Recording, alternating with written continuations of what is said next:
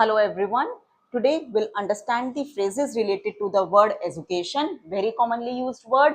We'll do the practice of the same and then we'll continue with the dictation of transcription number 79, 80 and 81 from the Kailash Chandra magazine. The speed of the dictation will be 90 words per minute.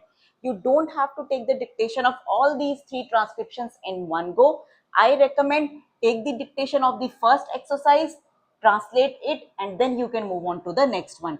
And for your convenience, I have included the timestamps in the description. For doubts, you can write in comment box and you can like, share and subscribe my YouTube channel.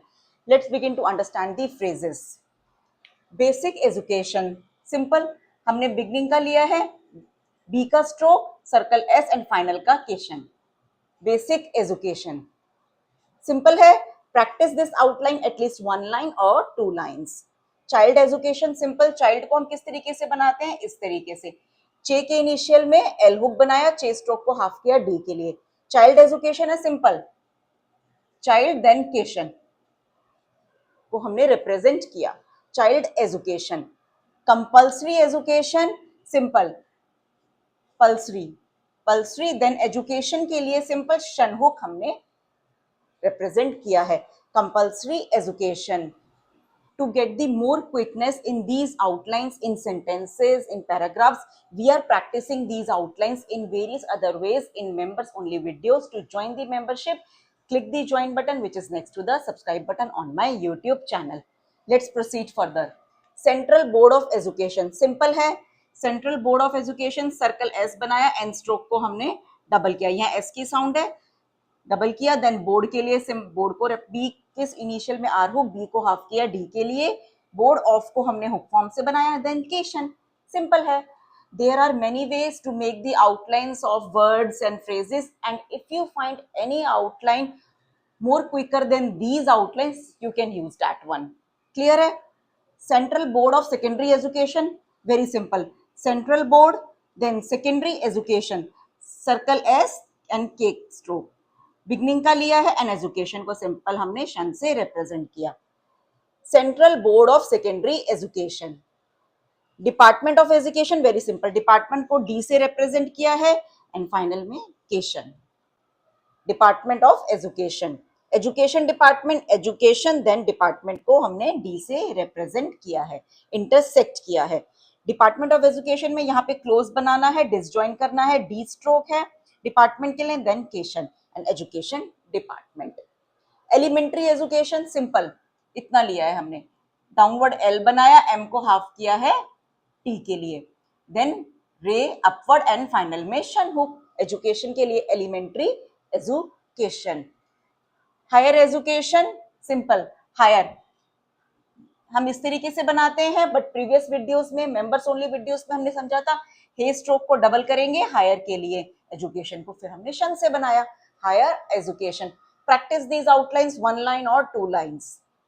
Higher secondary education, higher secondary के लिए simple, circle S बनाया, higher then circle S बनाया हमने, के stroke को half किया है D के लिए और फाइनल में एन हुक लगाया है.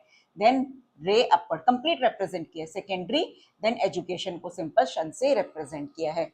सिंपल है, बहुत सिंपल है outlines. Medium of education simple, पहले मीडियम, एम को हाफ किया है डी के लिए, M stroke and then cation, medium of education.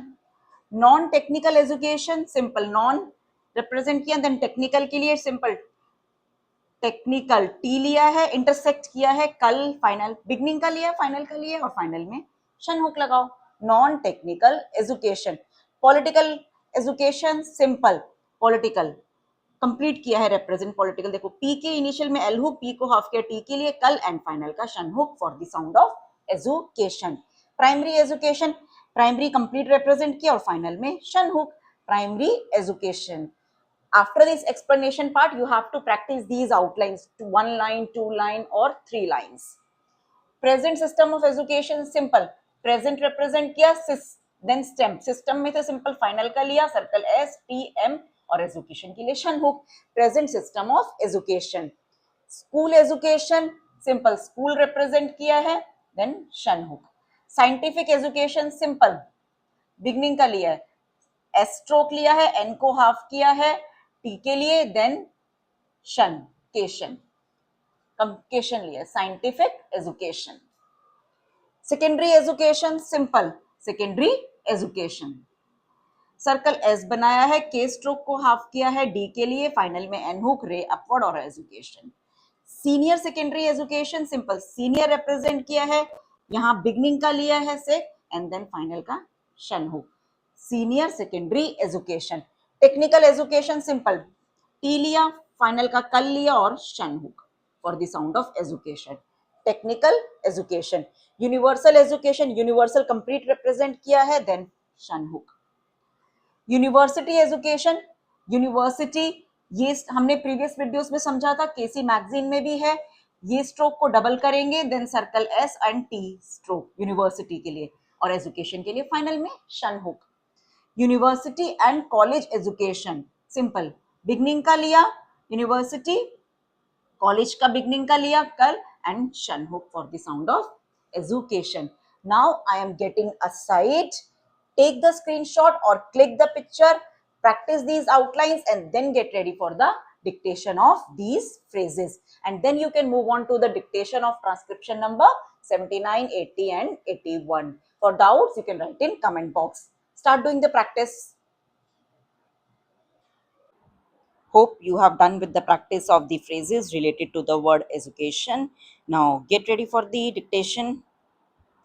Basic education, child education, compulsory education, Central Board of Education, Central Board of Secondary Education, Department of Education, Education Department, Elementary Education, Higher Education, Higher Secondary Education,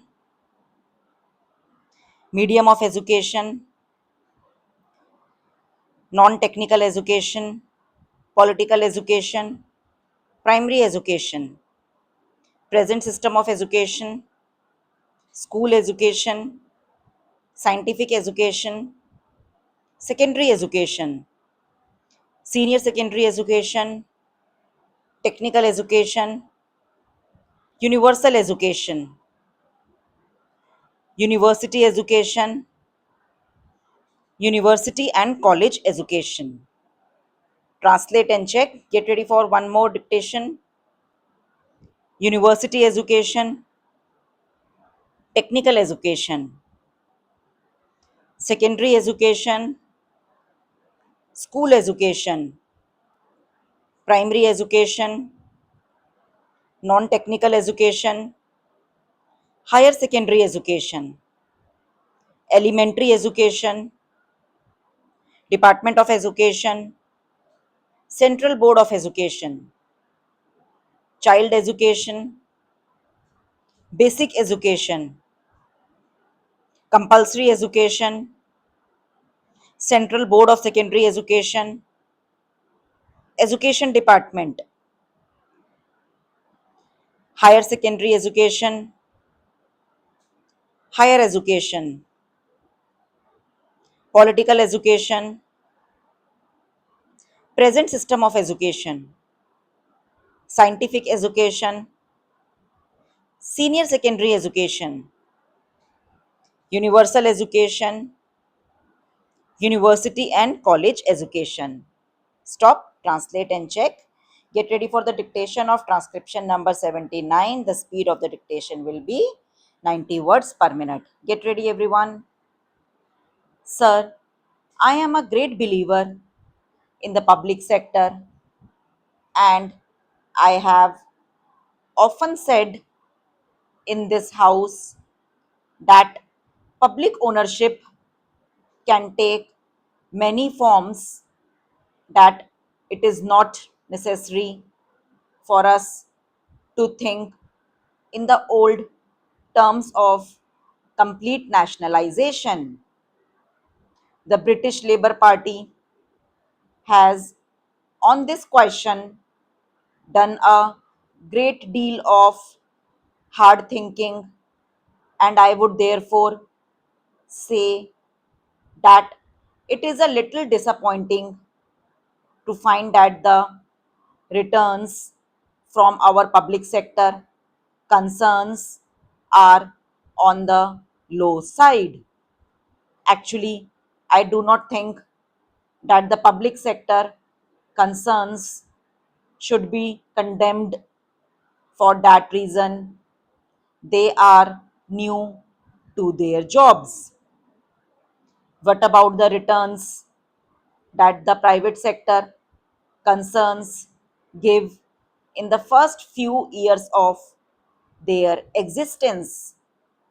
But we should have a high standard of efficiency in our public sector concerns, and we should make them yield good returns. If that is done, it will be possible for us also to reduce the burden of taxation on all classes of the community. I do not say that the public sector concerns should be run from a commercial point of view only. Profit is one of the things they are meant to yield. I would, in this connection, say that I would like our employees, I mean the poorer classes of our employees, to be associated in some way with the management of our public sector concerns.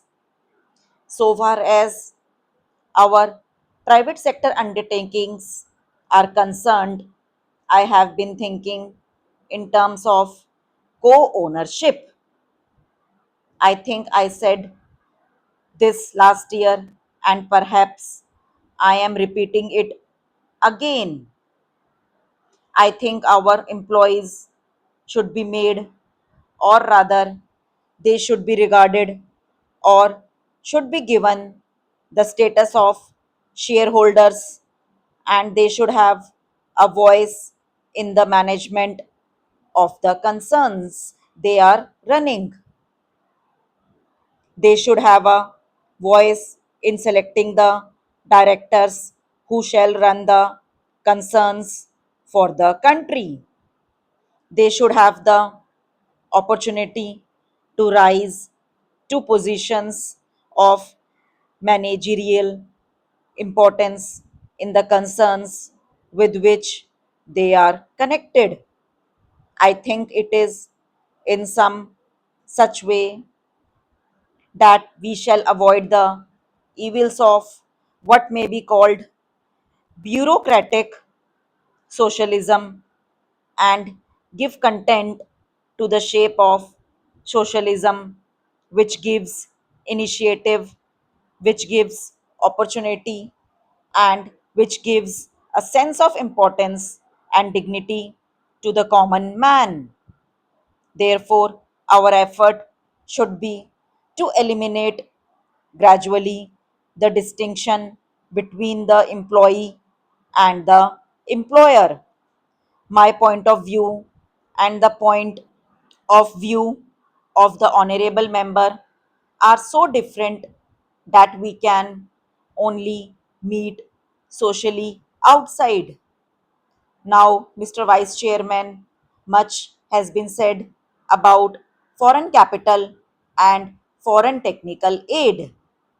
There are people who are opposed to the employment of foreign capital at all, but no country has been able to do so. We should, however, be able to employ foreign capital without strings attached to them as we are doing today. So far as foreign technical aid is concerned, we cannot dispense with it. I would like to say that there is a tendency in our country to be content with the second best or the third best.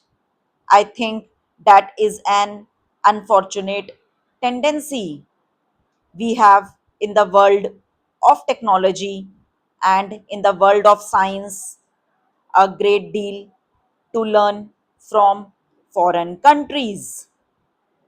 We have to learn a great deal from the United States of America and the Soviet Union, and also from France and other countries, and we should be humble in our approach towards this problem. We should be prepared to give to our managerial staff opportunities of acquiring technical knowledge and technical skill in these countries. I will finish in less than a minute. There is this question which has assumed great importance, namely the question of price control. I know this subject raises some difficult questions. We have to consider the position of the farmer who has been exploited for ages by the people of the cities. But we have also to think of our people in the cities, all of whom are not rich. Many of them have to lead very humble lives, and the rise in prices, the rise in the cost of living, particularly in urban areas, is becoming very high. It is therefore necessary for us to have some system of price control. We should have a price stabilization board which should be able to regulate prices in such a manner that they are fair to the farmer and they are also fair to the consumer in the towns. We should eliminate as far as possible the middleman. Then I should like to say that I am glad that the finance minister has given up deficit financing. But the question which arises is how we shall finance our fourth 5 year plan. Methods must be discovered which would enable the financing of the fourth 5 year plan in such a manner as to provide the greatest possible employment to our people. We must attach importance not only to our basic industries and to our heavy industries but to others also. Stop, translate, and check. Get ready for the another one. Transcription number 80. Mr. Vice Chairman, this finance bill has been introduced at a time of crisis, at a time of external crisis.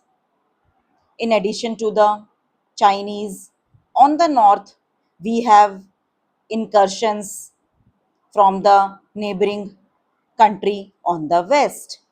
Therefore, it seems to me that this finance bill and the budget proposals should be defense orientated, but we find no provision for increase in defense expenditure. It is still rupees 740 crores as it was at the time when the finance minister announced his proposals. If we are to put our defense in proper order so as to ensure the security of our country, if we are not to look for military alliances in order to supplement our defense forces, our defense expenditure must be increased considerably, and it will have to be rupees 800 crores, 900 crores, or even 1,000 crores of rupees. There is enough money in this budget to allow transfer of more to the defense services. Money has to be found by reducing expenditure on other items which absorb so much money. The expenditure on the plan is 200 crores of rupees on the revenue account and another 300 crores on the capital account.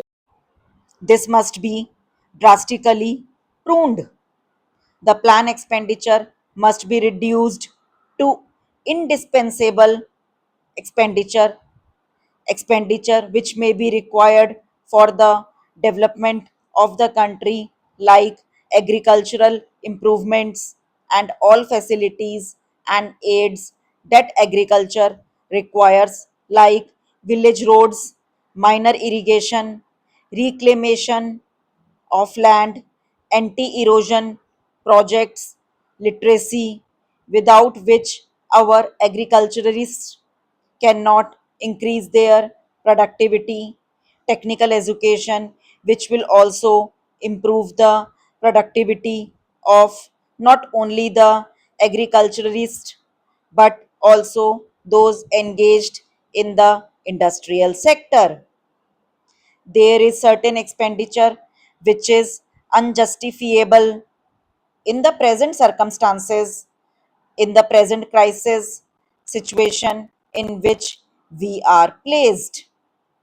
There is the expenditure on the planning commission. Cannot we really have a less expensive planning commission than the one which we have and which costs about 1 crore of rupees a year? The National Economic Development Council of England costs only 20 lakhs of rupees, 250,000 pounds sterling, and it does as good work as, if not better than, our planning commission to increase the productivity of England. There is also that absolutely unjustifiable item of family planning. I believe that in the fourth plan, it will be raised to 70 crores. Then, what about the expenditure on our administrative services? It has been growing steadily. We must have a commission on the pattern of the Hoover Commission, which proposed a reduction of $7,000 million in the administrative expenditure budget of United States of America. We must have a commission on that pattern in order to go into the whole business of our administrative system from top to bottom, from the center down to the states, in order to modernize it. We have been promised administrative reform committees in the secretariat. The Home Minister makes much of these administrative reforms committees. First of all, their objective is only to reduce the delay in the secretariat, not to reduce the expenditure. And moreover, appointment of administrative reforms committees from among the secretariat officers is like asking the patients in a hospital to prescribe for one another. You must have an outside body, a scientific body of administrators composed of public man and of businessman, such as the Hoover Commission was, in order to go into the whole business of the costly administrative system under which the country is suffering. Then, in regard to our defense organization, also, are we getting the best out of the money? that we are spending even out of the rupees 740 crores that we can afford. What we want for the defense of our frontiers is a mobile force, not the kind of force suggested by somebody in the other house the other day. They wanted the frontier to be defended by the whole army. They wanted the whole army to be deployed all along the frontier. We want mobile force, well armed, well equipped, which will be able to rush to danger spots before these danger spots become more dangerous. The government has suggested that a police force would be enough to do the ordinary work of defending our frontiers. I hope it will be an armed police, something like the Armed Reserve Police used in Madras now, generally for suppressing the student riots. It might be better used in the ordinary day to day defense of our Pakistan border. Has the army got all the modern equipment that is required? Have we got enough machine guns, automatic rifles, mortars, and grenades? And how many per unit? Have we enough small and medium tanks? Have we enough anti aircraft guns? And have we enough helicopters, which are in evidence in the recent defense action against the Pakistan incursions? Have we got the new craft which does not rise above a few yards but which would be very useful in desert areas? Question mark. Translate and check. Get ready for the another one. Transcription number 81. Midterm elections were held in Kerala, as the House knows, on the 4th March 1985, because we did not want that the president's rule should continue further and that a democratic setup with a state legislature should be there in Kerala, so that the people of Kerala themselves can again have their own legislature. As the House knows, according to the results announced, no party secured an absolute majority by itself, and no party was in a position to form a government. Out of 133, the party which had the majority votes was the Left Communist, numbering 40. The next party having the greatest number was Congress with 36. The third was Kerala Congress with 23. Now, out of a total number of 133, the left communists had only 40 seats, out of whom 29 were at that time under detention.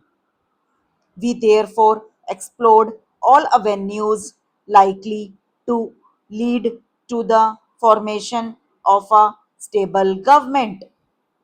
The governor had been in touch with the various party leaders. From March 8 to March 16, he held detailed consultations with the leaders of the Communist Party, the Indian National Congress, the Kerala Congress, the SSP, and the Muslim League. The governor did not seek the views of the Right Communist Party of India, as they had secured only 3 seats out of a total of 113.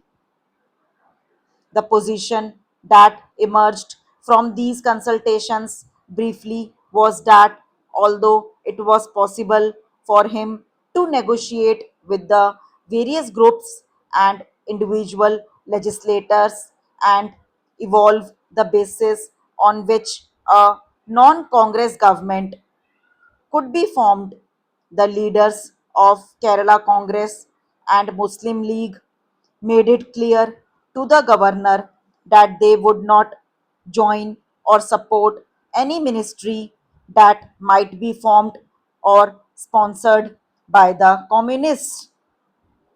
The two major parties, Kerala Congress and Muslim League, said they would neither support nor join the communist government. Therefore, they could not work with the support of these two. So far as the Congress was concerned, its attitude was that it would act as a constitutional opposition to whatever government might be formed, supporting it only to the extent that its policies were in line with those of the Congress but not otherwise. Therefore, that ministry could not expect support from the Congress party. Thus, what happened was that, except for the SSP, which was not opposed to a ministry formed or sponsored by the communists, the other parties were clear that they would neither lend their support to nor seek the support of the party in forming a government.